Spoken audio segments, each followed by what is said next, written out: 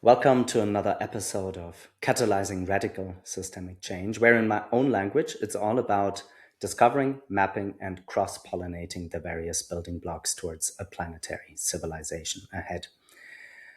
Usually, I always sketch what I mean with a planetary civilization. In a snapshot, for me, it means to become aware as a human species that we're the dominant species on this planet in this era that is coined the Anthropocene. And I want to start this podcast slightly differently because I really think at the kernel of culture are stories. And at the kernel of those stories are myths. And I'm really super grateful before I unveil the podcast guest to have a woman in the room today who has been in the middle of a myth that has shaped a whole culture. So we're going to talk about Silicon Valley, the good, the bad, and the ugly, and how she lived it, and all the success and the fame, and also the ramifications. So why do I think that's important in the context of this podcast?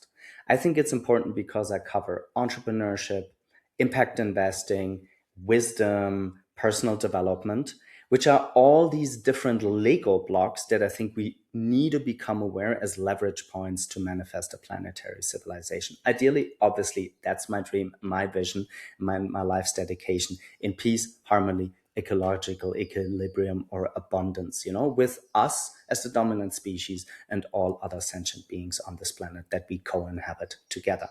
Having said all of that, it's my great pleasure to be in this virtual room together in between Guatemala and somewhere in Silicon Valley. I don't know exactly where. Dana, it's my great pleasure to meet you.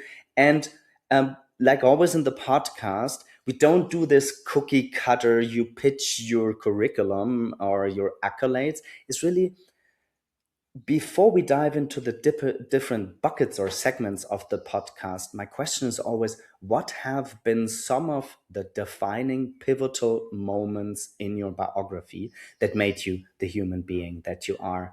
And this usually can be an early childhood episode, it can be an episode in adolescence, or in adulthood. I don't mind, but this usually takes like 5 to 10 minutes, and it really should give the listeners this like more than three-dimensional, more a fourth or fifth dimensional impression on like who's the other human being on the other side of that aluminium secondary brain, as I always call it.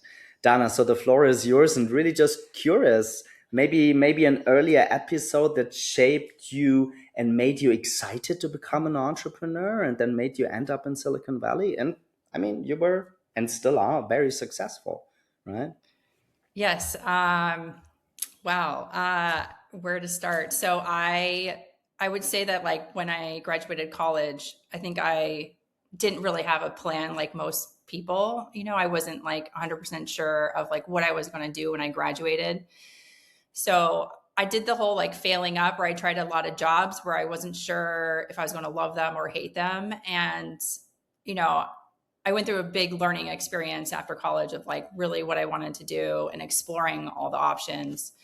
But the big thing that happened that really changed me was when I was living in New York City and then I moved to San Francisco, and I went from like the corporate job to startup where you don't have a 401k and there's no like safety in your job. That was a big change for me in general, as far as like the environment change from like a city and the corporate to kind of being on your own and independent and being not having that dental insurance, health insurance, and all the things wrapped up in the career like they did on the East Coast. It was like the whole old world, new world. And then the big like trauma thing I would say that happened was, when I started my first company and I got really sick after the first year. That was like my first wake up call of the imbalance of the work life imbalance that was occurring, because, Silicon Valley is very much a pressure cooker. And so you feel pressure to like work 24/7, 7 days a week. I think even now they have it with the whole like AI era now. It's called 966.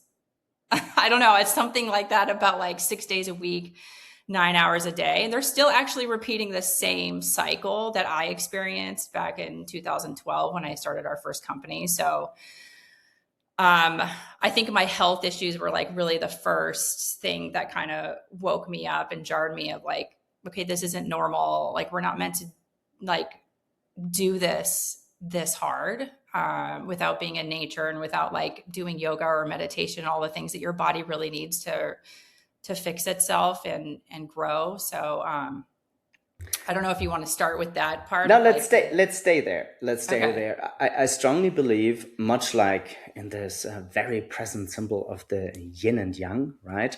There's a kernel of beauty, right, in this myth of Silicon Valley, which is paired up with a very dark side. And I think we will always circle around that paradox.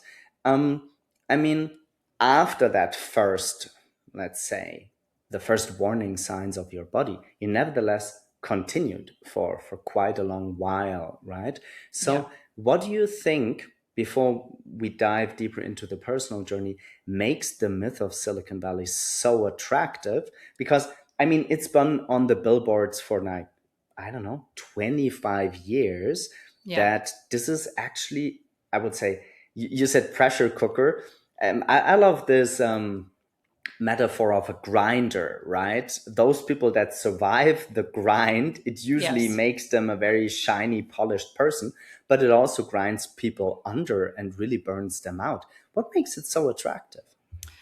I think, well, I've studied it. I'm like a history major, so I really love research and the history of Silicon Valley, like out of World War II, all the scientists, all the military that occurred there, and then all the big companies that started there, and then the big companies turn into really venture capitalists. So, like, the environment of Silicon Valley is like the perfect place to have the American dream. That's why Silicon Valley attracts, it's like the mecca of immigrants coming to like escape their like third world countries and really make it in a country that allows them to succeed, right? Because back in their country, they're in a caste system or they're born into whatever poverty or mid-level that they can't really get out of because of the system that is built in those cities. It could be like India, Turkey, China, right? They're already like wherever you're born, that's kind of where you're stuck. But in America, you can really be someone coming from zero and go to like a trillionaire or a billionaire, right? And the environment of Well, Silicon Valley, we're not what? yet at a trillionaire, but I know. It's coming though. before we sketch the darker sides, because I get the myth, right? I get Yeah. the attraction, and there's really a beauty in it, right? So instead of like trashing it all, I Yeah. think that would be like pouring out the baby with the bathwater. Let's stay with the things that still, to this very day, make it attractive. Like, the best global talent goes to Silicon Valley Yeah. because, on an individual level, if you survive it, you don't burn out, you don't crash, you don't become a hardcore alcohol addict or some other form of addiction, right? You can really make it. What specifically attracted you in that? Because, I mean, there's a part in you still, maybe, right? After, Yeah. because we did some preparatory sessions, that get this beauty of it. What was it for you specifically? Well, for me, I'm originally from California, right? I grew up in Los Angeles. I wanted to be closer to home, but I didn't want to be all the way in New York City. So I personally moved to San Francisco to have a happy medium of like close to family in LA, but still living in a major city. I didn't go there being like, I'm going to be a tech entrepreneur. I'm moving to SF, which I think is most people's agenda when they decide to move to San Francisco, right? They have a dream. They want to make it big. They're usually a computer science major, some kind of technical background, and they go to SF to build it. But for me, it was like purely, I want to live in a city. I want to be closer to home. It was like totally a personal reason that I moved to San Francisco. And it is beautiful. You know, people are friendly. Yeah, it's like, it's not a bad place. I didn't mean to trash it at all. Like, it is a great place to build companies. People share actually a lot. Like, I feel in New York and LA, when you compare cities, because I've lived in all of them, San Francisco is very transactional, but people are open to like sharing connections, sharing how they did it. Like, they want to help people along the way, right? And I feel like in other cities, like in LA, it's like, okay, I just did an intro for you. Like, what's my cut? you know, like it's like very like I need money for that email I sent to introduce you to someone famous. So there's something about SF that's very like open and sharing and helping others, because everyone is, most people that go there are starting from zero, and they have to like network and meet people and join accelerators and kind of like learn how it works. There is definitely a methodology to like fundraising, building a company, building a startup in SF that's taught and shared amongst the entrepreneurs. Then I'm surprised you did pick that first example, which was already a difficult one in your biography. So your body revolts pretty much at the beginning, towards the first or second year whilst you're in your first startup. But you did continue the journey for quite a bit. Yeah. What made you hold the paradox? Kind of this like nagging feeling inside, this too much, this doesn't feel like healthy. But what made you pull through? Um, I mean, in general, my personality is like a very loyal and committed and disciplined to things. So if I put my mind and my energy towards something, I'm not going to give up because like my body is starting to like cancel on me, or I'm having some negative side effects to building a company, because there's obviously a lot of stress and things that come with it. So I'm a perseverance person. Like if someone tells me no, I'm going to change their mind until they say yes. Like that's just my mentality.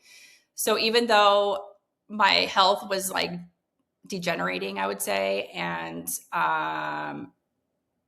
after I kind of healed it and try to get it back and bring the balance back, I was never like, oh, I'm going to quit. I'm just going to focus on my health. It was like, okay, now I've been unhealthy and I know what it means to be healthy. How can I combine these two, right, so that I can be successful moving forward? It was never like I'm going to quit and just focus on myself, because you have commitments, you have investors, you have your family, you have your friends, like people that are involved in your baby that you're building. So it's not, there's so much beyond just you building the company that it's like not okay just to like to give up.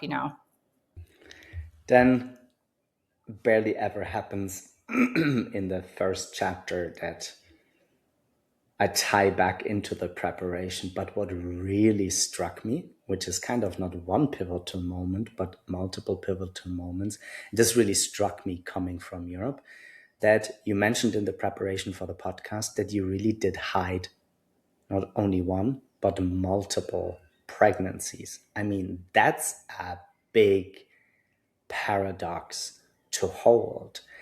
And I'm curious in your own mix of the reckoning with that, why you did it, and what were the learnings you took out of that? Yeah, I mean, there were a lot of things I had to change to kind of play the game of Silicon Valley. I'll start with like even before the pregnancies. Um, I had to completely change like what I looked like. So coming from New York City, I had all this like fun, creative clothes, right? So I had like fur jackets and fun dresses, and I would go to like pitch investors, and they'd be like, "Okay, you don't look like you need money." Okay, like they literally would tell me like, you can't wear this at my meetings or any other meeting with a VC, right? So I like stopped wearing contacts, started to wear glasses, didn't wear makeup, didn't really wear dresses that much, never wore a fur coat or anything fun that looked like eccentric.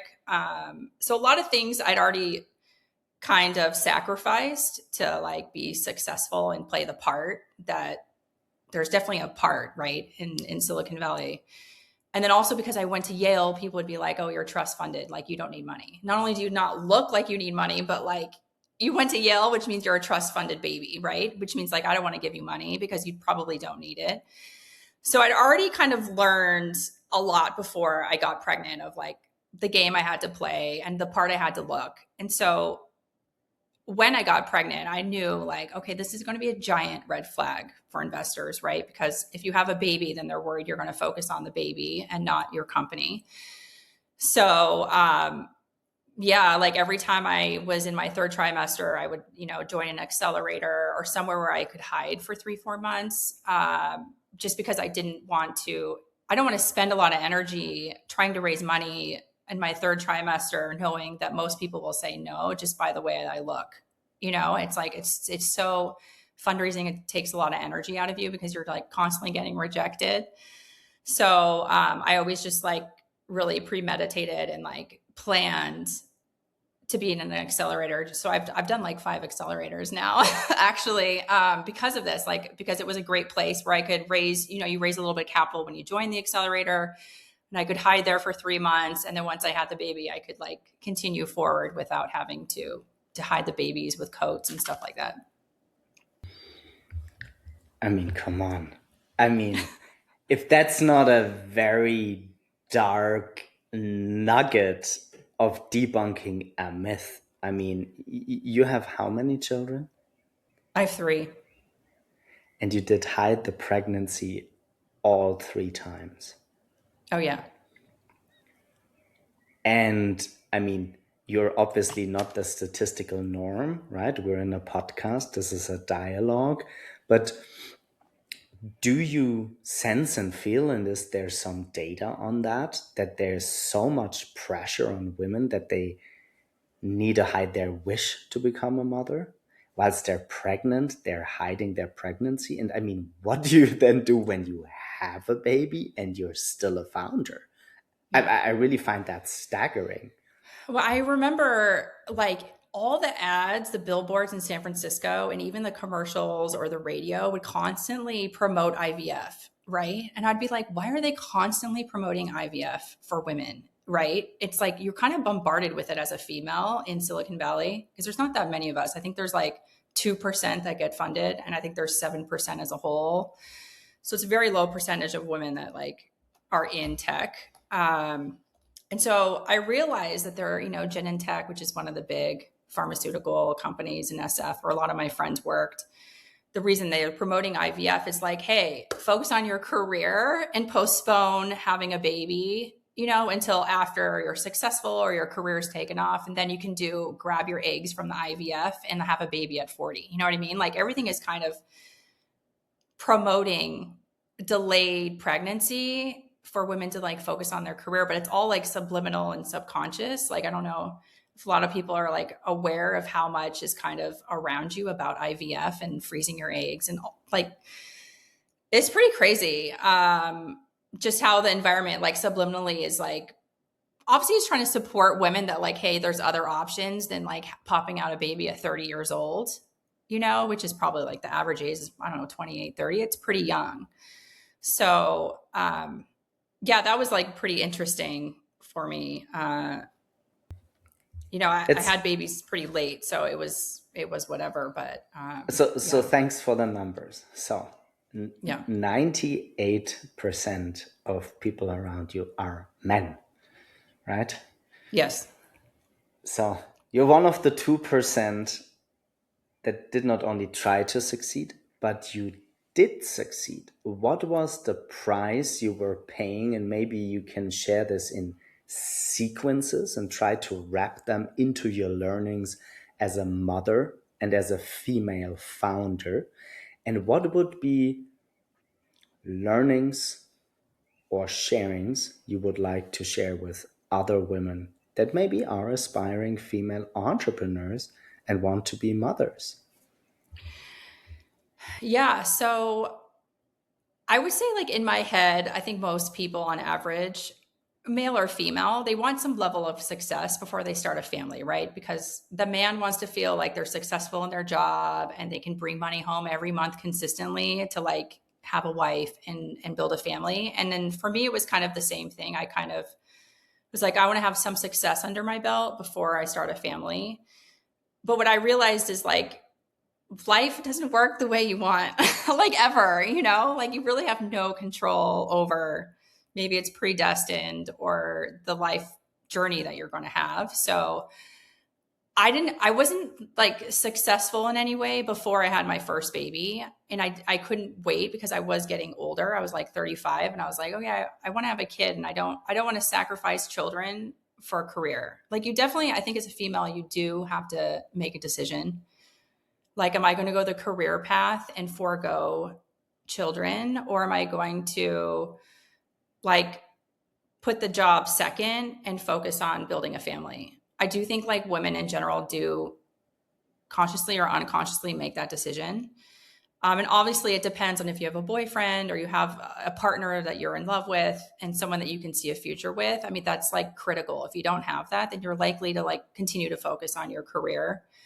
But I, at that point, was in the startup. I didn't have a ton of success, but I definitely wanted a family. So I made the decision of like, okay, I'm going to build this company and I'm going to have children. And I don't know how it's going to work. I really had not a lot of people to compare myself to because like there's very few in Silicon Valley. And a lot of the women tend to be like single or divorced or in these like relationships that they have a significant other, but they're not married because a lot of the men don't want to get married again because their first wife like takes half their money, right? So everyone's in a partnership in SF.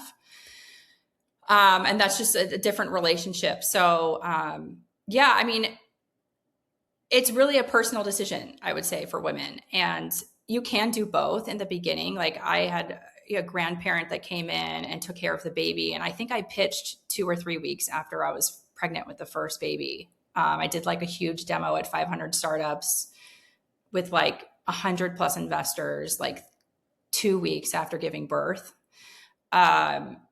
And I just like powered through it. Like, I don't know how I did it, but I literally was able to do it. And then I had the second baby and continued working. And then by the third one, I was like, you know, I can slow down a little bit. I've been doing this for like 10 plus years and I'm able to manage my time and focus more on the children now than I did the companies in the beginning. But it was hard. I mean, I'm not saying it was like the best lifestyle to be building a company and also raising a baby for the first time. I think that I had a lot of shock just having a child because you kind of lose your selfishness and everything. And it's really about the child. So that was just a big personal hurdle on top of continuing to work almost as hard as you did before you had the baby. But it's really like personal, but you can do it. I think like I don't want to tell people that you can and can't, like what's the right and what's the wrong. It totally depends on the person. I'm not a person about right and wrong. For me, life in general is made up of complementary pairs. The way that I perceive your answer is ultimately there was a choice that you took, which at the same time was not a choice, right? Because you wanted to become a mother, you were a founder and a female entrepreneur, you didn't really have role models, and you just did it. Let's segue. And Okay. this is not about making the podcast about the third psychedelic renaissance, but what really struck me is you did a bunch of times ayahuasca, and I want to frame this chapter. So this chapter is not about propagating ayahuasca or people should do ayahuasca or people should do psychedelics or people should do shamanism or people should do plant medicine, but you did it. And the way that you did it or the way it happened to you seems to be pretty similar to this. I wanted to become a mom. Fuck it. I'm just gonna do it. Yeah. So can you share the context how ayahuasca arrived in your life? And then I would like to segment this into your personal healing story, how that rewired your lifestyle, Yeah. and then also sprinkle in some nuggets from both of us of a cultural critique how often, funnily enough, plant medicine and in the larger bucket personal development are almost abused, right, to increase just efficiency instead of really going the deeper, more arduous journey of the deeper healing. Right. Yeah. So I hadn't really watched. Now there's a lot of like Gaia and Netflix documentaries on ayahuasca. Even YouTube is now filled with it, right? Everyone's experiences is like filmed and then like all the influencers share it. I didn't really know a lot about it at all. So I didn't know a lot about DMT. I mean, it's a natural chemical in our brain. Obviously, if you go to a dark room, your brain releases the DMT. And so you can have a similar experience naturally. And after the first year of the company in 2012, it was like on the verge of 2013, I got really sick. Like I was bleeding out of my ears, bleeding out of my nose. I was very not well, I would say, just from like the stress of working 24/7. And I told my friend, like, I need a vacation. Like I need like 4 days away from SF and I need to go somewhere. I want to go kind of adventurous. I'm sort of like athletic person, so I wanted adventure and jungle. So I ended up going to Costa Rica, and my friend um, took us off the grid, off Google Map to an ayahuasca retreat place, and didn't tell me. They just kept saying like, "Oh, it's a surprise! It's a surprise!" It was like pouring rain in Costa Rica, and I was like, "Okay, like we're in the middle of nowhere. Like what's going on?" And then we ate dinner with this family, and then we did the ayahuasca that night. So I had really blindly gone into it, which made me very open to the experience. I think if I had maybe researched it or knew more about it, I'd probably be really afraid and in fear and just like taking one cup and then like sleeping the whole night, But because I had no idea what was happening, what we were doing, I was like chanting in Spanish. Like I was just like, if I'm in it, I'm going to do it, right? Even if I think it's silly or I'm not comfortable singing.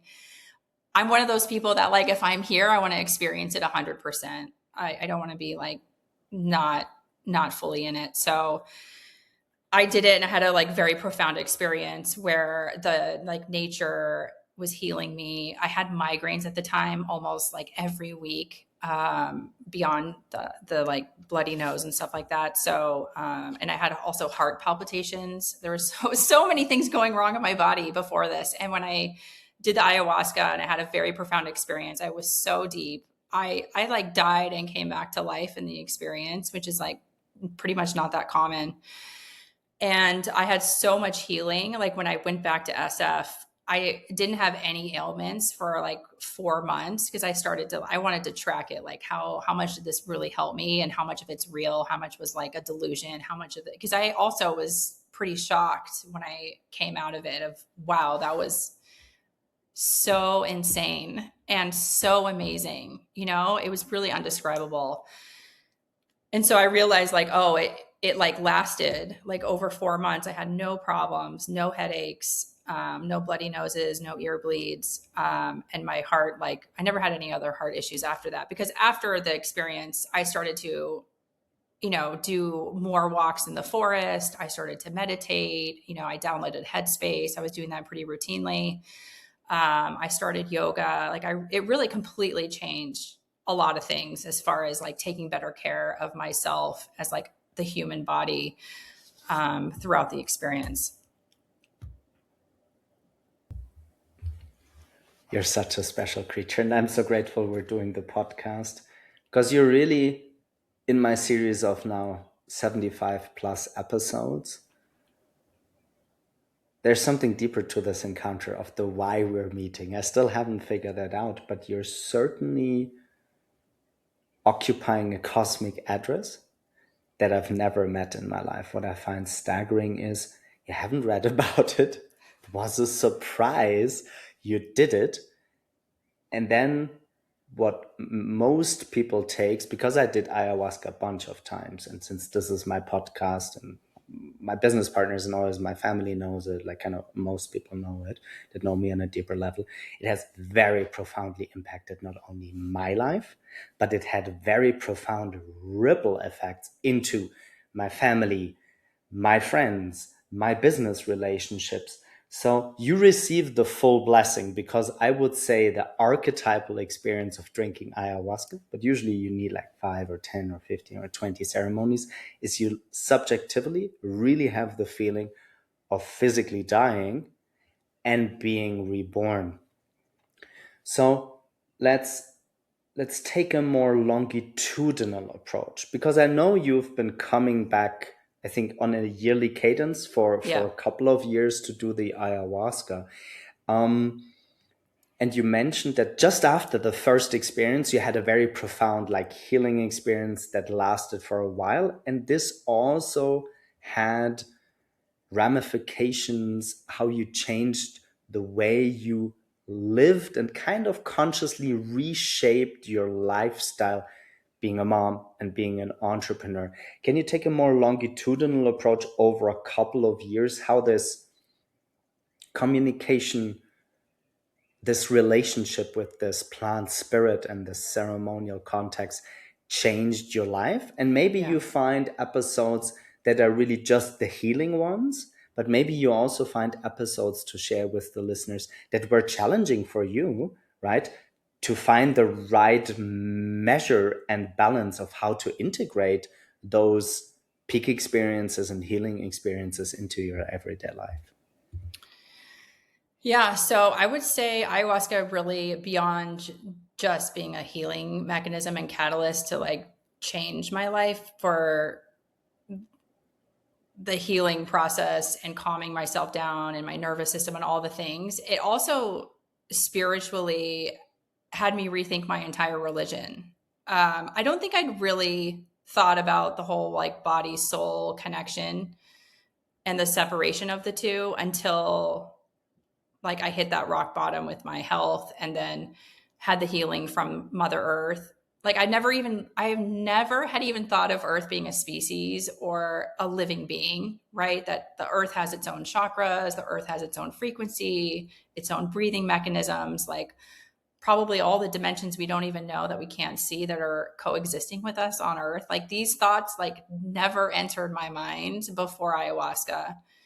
And after, I would go back every year to kind of like reset, regroup, like spend time with myself, right? It's pretty rare that you spend time with yourself when you're in a startup because you're always on meetings, you're always working with your co-founder and your engineer. So having that time of solitude alone with ayahuasca and with Mother Earth is like so special. So I would go back every year. But I became more aware of like how many cups I could have. Like I could only have two. And if I wanted the third one, it would be pretty deep. So I always cut myself off at two because I was like, I don't want to have that super deep experience this time, you know? So like nothing ever surpassed that first experience I had where I was like, I mean, I went through the whole thing. But I've definitely had other visions, like where I ask any question I want and I would get a response and answers. Which is pretty amazing that like there's so many questions we have as humans, right? Of like, you know, why we come to Earth. How can we have amnesia? We can't remember anything. Like how does past lives, future lives affect the current one, all the timelines? Like there's so many things. Like ayahuasca opened me up to like a spiritual world in life that I was never expecting to open. It was like Pandora's box because it was so profound and so different that I started to like for the first time, I was like, oh, what is the soul? Like, what is the third eye? What is the Indian culture, Ayurvedic medicine teaching us? And then what is like Chinese medicine teaching us? Like, what is all these old, because like in America, it's such a new country, right? We don't have like a legacy of like hundreds of years written down in books of like how to fix things, how things work, the metaphysical, the physical, right? So I started to dive into like all the different cultures and all the different religions and like what they're all teaching us. So it was way beyond just healing my body. It was also opened me up to other spiritual ways to kind of explain humanity and Earth and the relationship, plus like our soul body relationship. That makes sense. Besides your own personal transformation, what ripple effects had it for you being a mom in your relationship with your co-founders, your company, your love relationships, your family? Did other people try it? Because before I want to dive into the critique, because I'm very critical at large with the meme, like just go into a ceremony and it will heal you. Well, it's way more complex when you're in that kind of small bubble of people who have done this modality of plant medicine or others. But what have been ripple effects that you have been sensing ever since you did ayahuasca in your relationships, both business and private, before we dive into the Yeah, I critique would of say like it? I have way more compassion. Like you get the feeling of unity that we're all one, we're all connected. The earth is connected to the being is connected to other beings. Like I never understood like when you don't like someone, you actually don't like the part of yourself. And that's like you're getting a reflection of yourself. So, like, and you start to think about like the relationships, the people that you don't like, and you should have gratitude. Like, they're here to teach you something and they're playing that role so that you learn the lesson. So, I think that the feeling of unity and the connection that we all have, like, I never could have experienced that outside of ayahuasca. And when you haven't had plant medicine, it's really hard to comprehend because you're still living in the third dimension, having a very human experience, which is it's very limiting. But when you're under ayahuasca and you're open, you're actually reaching other dimensions, you're reaching other ways of thinking that like, I don't know how you would get there without like meditating for 80 years. You know what I mean? And being a monk in Siberia. So like, I don't know. It's like, it definitely changes like the way, the perspective and the angle you have on people, right? So you have more compassion, you have more patience, you have more understanding, and you come back like a nicer human being, usually, I would say, because you realize that everyone has trauma and tragedy and problems, and people have like the veneer and what they want to show really to the society, but there's a lot of things going on underneath that you're not aware of. So um you come back a better human, I'm hoping. Then Yeah. this comes very unexpected, but let's spend 2 to 3 minutes on that, because my life's journey is very different. Grew up very hippie, immersed in nature with the teachings of the North American tribes, and we're constantly taught, everything is one and everything is connected with everything. And I did meditate 15 years before doing ayahuasca. I just want to, like, I wouldn't say propagate or evangelize, but certainly at the kernel of the experience with ayahuasca is truly the experience that you are one with everything. Everything is connected with everything, everywhere, in all universes, all timelines. There is no subject object duality. It's just a hoax, right? That you Mm-hmm. think you're separate, whereas you are not. And I can certainly say, much like yourself, right? For me, ayahuasca has been such a profound experience of unity and such a deep healing, which then took me years to integrate, restructure my life, restructure my patterns, my habits, my relationships. It certainly also has a very humbling aspect to it, that you just become aware that you are a leaf on a tree, right? You're one Yeah. of 8 billion. You're a human among so many other sentient species on this beautiful, planet. And maybe lastly, which I think is very profound, is this earth element to ayahuasca. Not only does it taste like bitter, moldy earth, like almost like drinking the juice of a compost or a bokashi or something like that, right? So it's not a very pleasant taste, but it really makes you become aware that you're just this one tiny fragment, right, in all of existence. And there's a deep beauty and a deep reckoning with it. So how did that change not only your relationships or your patterns with yourself? How did that influence for you showing up as an entrepreneur? How did this change holding the paradox of being a mom in a hyper masculine environment? Like, what changed underneath of you being the successful serial founder meets mom and everybody looking up to you and saying, oh wow, she did it, she's successful, the money, and the successful founder. But like what was underneath? Because there was still many series of reckonings, right, with your Yeah. own conditioning. Yeah. So I would say after the first experience, I wrote everything down. I always write down the experiences because I have so many like epiphanies and answers for all the questions that I have during the ceremony. And in order to not have it like completely impact my life where I, quit my job and go to Bali, which some people do, but I really compartmentalized it of like, okay, this is a very personal experience. This is something I don't normally share with people at all. Usually, like the answers I get and the things that I see and the visions and all the things that I get through ayahuasca. So I kind of, as a way to function and continue and be the Silicon Valley successful female in tech, like I completely compartmentalized it, meaning that like I wrote it down in a journal. I would, kind of peek at it every now and again to remind myself of that feeling of like extreme love and the type of light that I would experience, which you can't in the human world that we live in. You can never have that. You will never feel that amount of love that you get in ayahuasca if that's something that you're seeking, you know what I mean? So it's almost like after you die, the love that you feel. I mean, I remember tearing up being like, oh my God, I wish I could have this feeling of love in the human world, it would change everyone's life, but it's not meant for us to have, right? So it's only in, these deep spiritual experiences that you can have that. So I kind of just set it aside of like, okay, that was life-changing and that was so special, but I have this path I'm going down, right? And I need to complete this path and I need to finish it.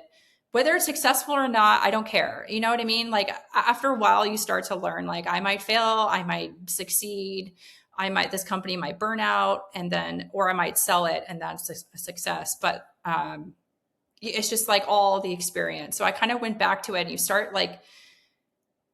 you kind of stop caring about the end result because there's only so much you can control, right? And you learn in the ayahuasca experience, like when I went into it and I had no control, I didn't know what was happening. Like I really went in so blind that it really helped to impact like coming back into the world, the tech world, and being like, okay, I'm going to, put as much good energy into this company.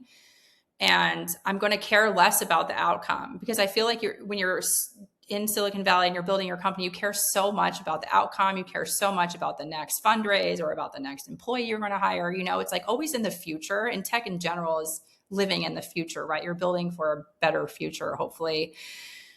So I feel like I just became more present, more relaxed. And like, I kept that experience separate because I find it hard to explain. I don't like talking about like, there's definitely a negative connotation of ayahuasca and drugs, especially during like that phase of microdosing that started to happen in 2015, where it's on like Forbes and the New York Times. And you're like, oh my God, this is such a special medicine that kind of got commercialized in a way. That's kind of like the negative side you were mentioning earlier on. But yeah, I just never really, I don't speak about it. I actually still don't talk about it that much. Then let's zoom out. For me, I think we've covered quite a bit in that chapter. So let's zoom out and go more on the paradigm level. So I find it, since I run an investment company myself, with the name 783, which is the Schumann frequency, right? The heartbeat of Mother Earth, or the electromagnetic frequency of the mother organism we're all part of. Hence 783 Capital Partners, right? Yeah. Which was just a parenthesis for you mentioning, that you become more aware of the frequency whilst being on ayahuasca. Let's zoom into a topic that I'm really chewing on, I would say for maybe 1.5 decades. Isn't it astounding that from an investor perspective, one of the biggest risks is not only the business model, it's the founders and the team. So if they burn out or they get hardcore alcoholics or whatever, right, they're just not efficient at finishing their task and being really successful and holding their fiduciary responsibility with the money you're investing into the founders. So I find it a paradox that I've still not fully resolved why personal development at large from a investor and a founder perspective is not seen as a powerful trait. And we've prepared that, right? Because if you zoom out, I would say plant medicine is pretty much a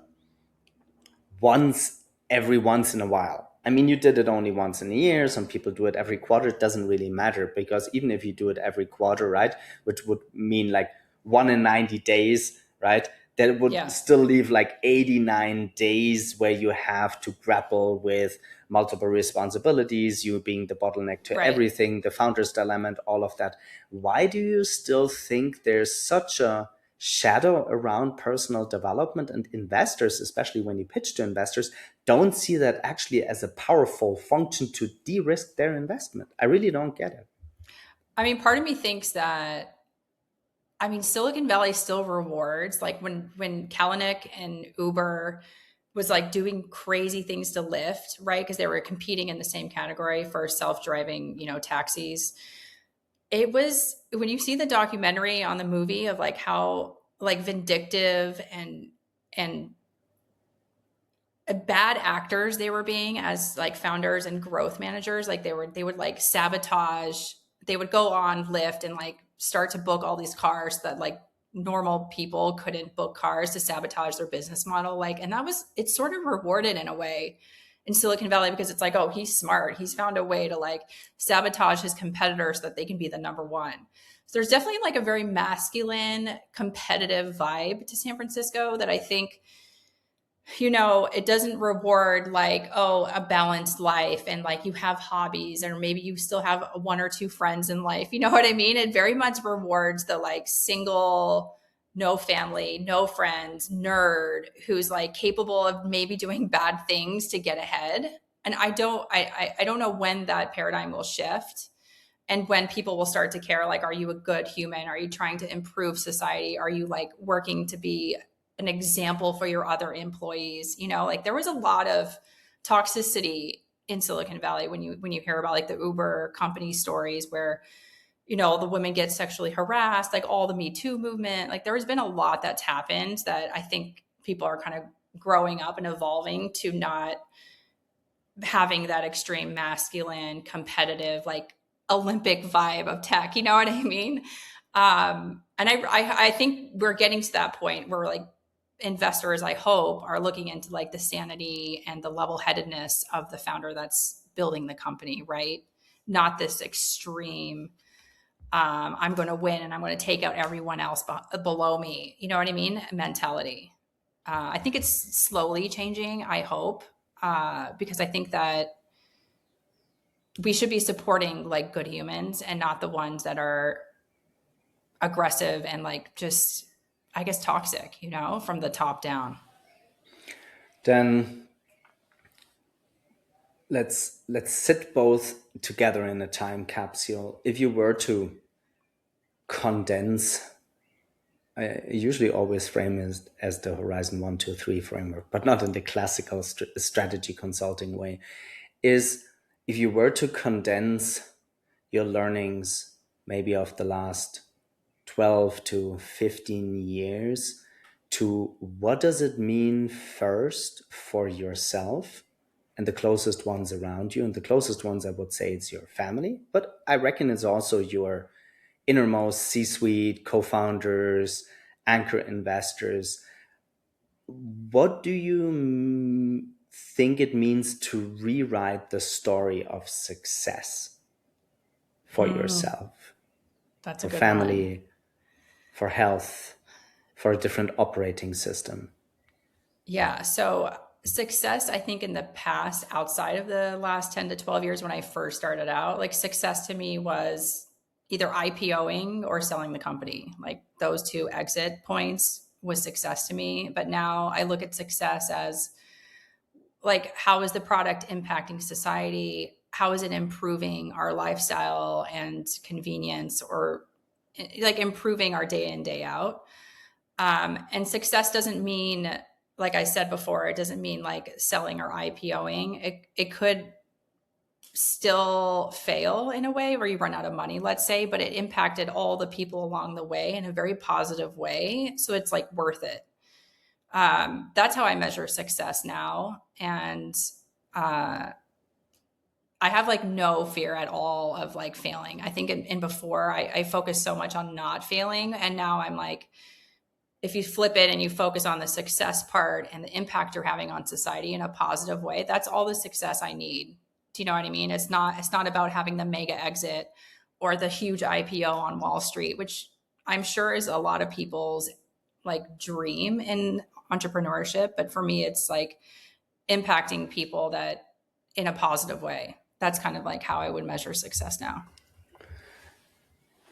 Since you're still an entrepreneur, so Yeah. you were not one of those who, which in my circles is the vast majority, right?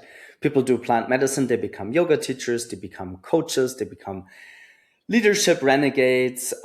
They start a retreat center themselves. They become off-grid farmers. They live in community. Like kind of all of those stories are way more commonplace, like I would say in my circles.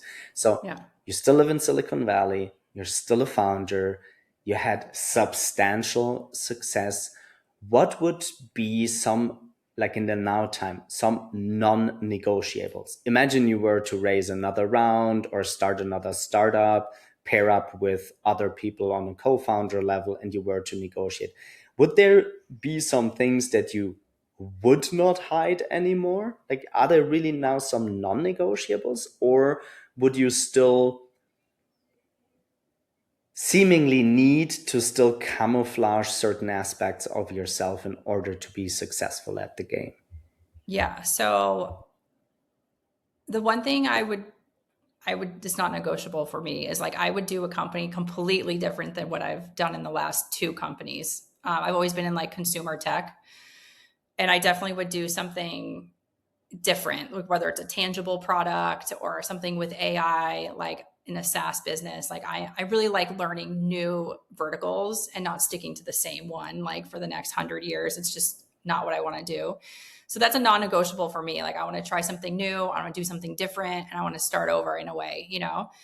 And then when it comes to like co-founders and team, and I would still probably honestly have to hide some things. Like I'm not going to lie. I don't think a woman can go to a VC or an investor and in any way like, let's go play golf and have a whiskey, right? Which is what half the men do, right? They go to the basketball courts, they like dribble some balls, they drink some beer, and they like talk about their startup and they get a check at the end of the game. You know what I mean? Like that's very common. This like bro culture of like, I could never do that.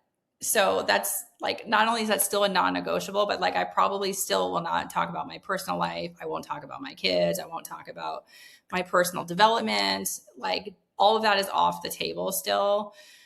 Because I need to still present like a professional, like trustworthy, committed human, because I am taking on money in order to build a company, right? So you need to like de-risk the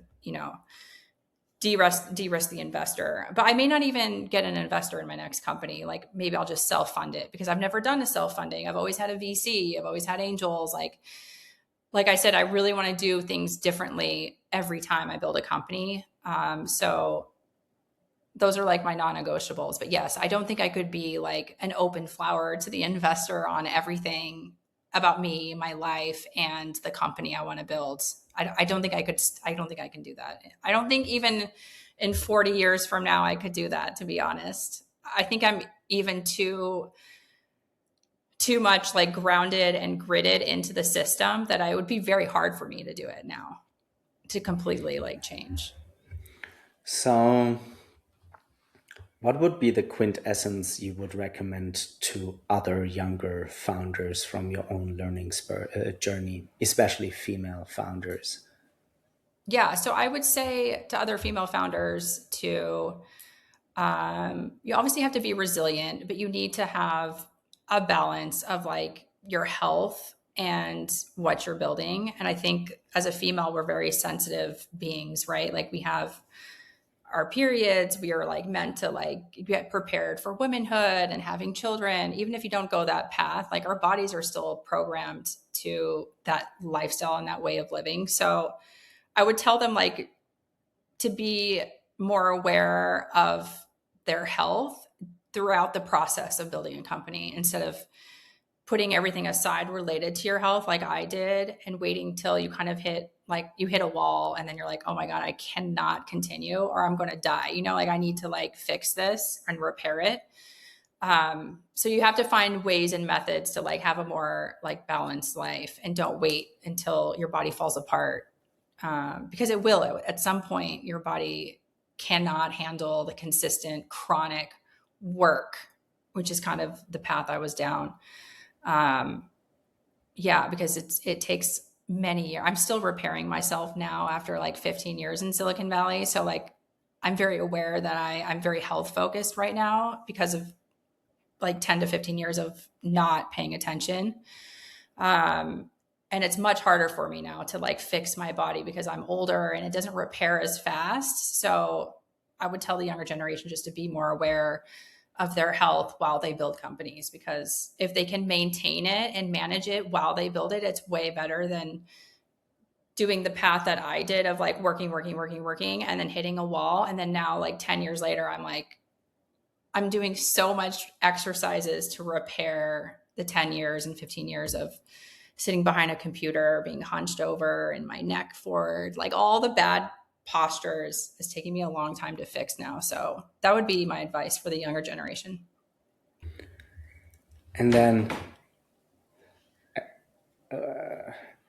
almost like looking into a crystal ball in a fantasy movie, right? Lord of the Rings or something like that. I don't know if you have seen Lord of the Rings. I really adore Lord of the Rings. So, and I was surprised when you said even in 40 years, there may still be aspects for yourself that you feel like, knowing the system and the play you have to play, especially as a woman, in order to fit in and be successful. But let's look into a crystal ball and let's zoom out. I would say at least 10 years, maybe the 40-year timeline. Is there anything that you sense into it that would change the way humans at large, especially female founders, could show up in a more holistic way, be seen, find their place, a more equilibrated culture in Silicon Valley, maybe more than 2% out of the 7, of female founders being there, getting invited, and at least having the possibility to succeed? Or is it really that when you look into the crystal ball, you're just like, no, this will stay ballpark as it is, and like most paradigms really have to die out before they change? Yeah, Right. just where's your sense with that? Well, I do sense that like things are shifting a lot right now with artificial intelligence. I think it allows for more solo entrepreneurs to succeed. And so I think a lot of 20 and 30-year-olds who are being kind of raised with AI at their college or their high school, and then like they have like way more capabilities of building their own company at a very young age and being successful, because the AI tools I think will help individuals build companies, right? You don't need to like hire 50 engineers raised to series C or D level, like $100 million to build a company anymore. So I think that like the tech tools that are out today and will continue to grow, which is pretty much exponential at this point, it's going to allow more people to build their passions and the things that they want to do, instead of maybe going down a corporate path where they're forced to just get a paycheck to pay their rent and their food, which is like the past hundreds of years of enslavement, I would say. I think AI will kind of free people to build what they want. So things for women can change a lot, because an average female can now build a company instead of having to be a computer science major with a PhD in electronics from MIT. Like all the pedigrees and all the degrees you needed to build a company in the past now is like, you don't need it. Like our average female can go and use AI tools. They can learn them and they can build their own companies. So I think that environmentally things are changing so fast right now with AI. And then on top of it, so it's hard for me to even see like 40 years down the road, right? Because we will have self-driving cars. We will probably have a operating system in our house that will tell us like what we're missing in the fridge. Like all of the small things that we do in our day will be like dedicated to an AI probably managing it. So it frees up our own time to work on our own companies or our own passions. But I do believe just fundamentally there is a difference between like a male and a female. And even though there's like an AI rush right now in Silicon Valley, where like I would say it kind of petered out during COVID, but people are coming back even harder now as like SF 2.0 with AI and this whole gold rush of artificial intelligence in SF. Like it is mostly males going there. Like, because I'm here in SF and I see like, oh, it's like the same ratio of men to women. And it's maybe a little bit better. Maybe there's like one extra female from like the past than like 10, 15 years ago when I was first starting out. But there's something to be said about like the male female, like the males are still like out there getting careers and working hard and focused on providing, you know, and the women's role is kind of like, there are some female providers as far as like being ambitious and going for a career, but we also have another option because we are able to have children, which changes things. Like our DNA is just like different than a man's DNA. And so part of me is like, maybe it's a good thing that like women have other options besides like always being a successful provider for the family, you know, like that doesn't have to be our role. We can also be at home and raising the next generation of human beings as children. And that's a really important role, by the way, more so probably than like a company that you would build. So like, I'm also like internally conflicted with the whole roles of the female, male, the genders, and like what that might look like in the future. And then when you add in the AI layer of the tech tools, like I can't even imagine my life in 40 years. I might have like a robot cooking me breakfast, lunch, and dinner. You know, like it's 40 years to me is like it's all coming and I see it coming. But I have a hard time like picturing, you know, life for the generation that's maybe 20 years behind me. Let's leave it just open. I think it's Yeah. totally fine. I think I always, for finishing the podcast, I think that's the most authentic way for me to end the podcast. My deepest ayahuasca vision, which is mainly represented on my personal website and in that podcast, was a vision kind of 250 years into the future.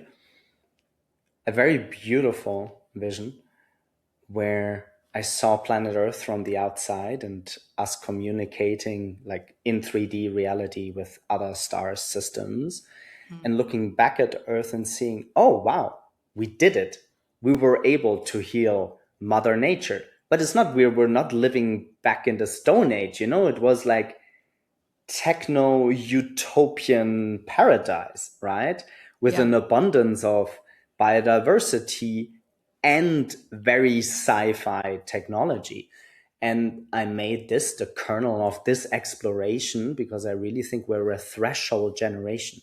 Much like you're reckoning with your own human conditioning and being a mom and still being in that founder's dilemma and being a woman and mostly still in this male dominated universe, I think we're all in this podcast and in this circles really just reckoning and what seedlings can be put out there in terms of new companies that leave a deeper impact besides just, you know, giving back the ROI to the investors or yourselves and planning for either the big exit or, you know, selling the company. So I think it's beautiful to leave it open. Dana, do you have any final remarks, something that you still want to communicate with the listeners? From my side, I just feel grateful. I hope this is the beginning of a deeper exploration. Yeah, just grateful for the conversation.